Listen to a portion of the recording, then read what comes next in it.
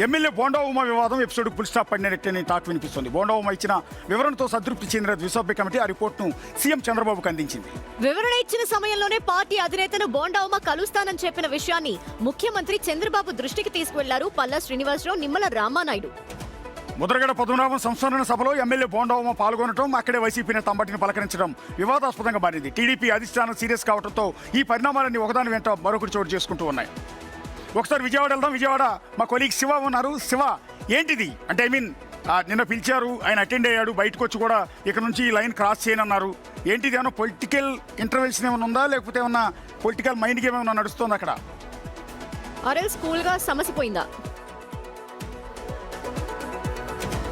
Right Ashok, bonda Uma చూసుకుంటే తాజాగా ఏదైతే ముద్రగడ పద్మనాభం వ్యవహారం శైలి ఏదైతే ఉందో ఆ వ్యవహారానికి సంబంధించి కాపు నేతగా మరొక ముద్రగడ పద్మనాభంగా ఎదగాలని చెప్పి బోండా ఉమా ఆశిస్తున్నట్లు రాజకీయ వర్గాల్లో విస్తృతమైన చర్చ కొనసాగుతూ ఉంది.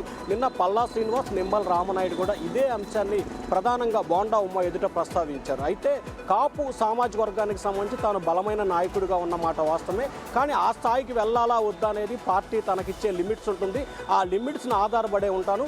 ఖచ్చితంగా తెలుగుదేశం పార్టీ కావచ్చు, మిగిలిన పార్టీ కావచ్చు, అన్ని పార్టీల కంటే కాపులో కీలకమైన నేతగా తాను ఎదగాలని చెప్పి ఆశిస్తున్నాను. దానికి అనుగుణంగానే తాను నిర్ణయాలు తీసుకుంటాను. అలాగే పార్టీ లైన్ కానీ చంద్రబాబు మాట కానీ ఎప్పుడు ధిక్కరించను.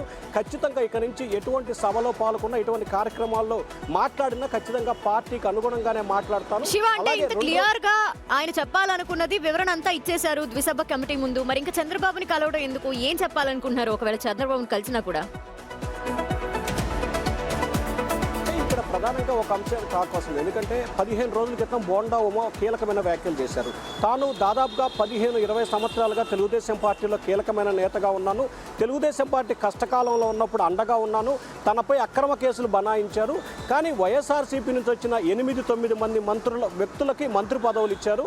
సో పార్టీ కోసం కష్టపడ్డ వ్యక్తిని, అలాగే కాపు సామాజిక చూద్దాం అంటే బేసిక్గా చంద్రబాబుని కలిసిన తర్వాత ఏం చెప్పబోతున్నారు ఏంటనే చూద్దాం. Next breaking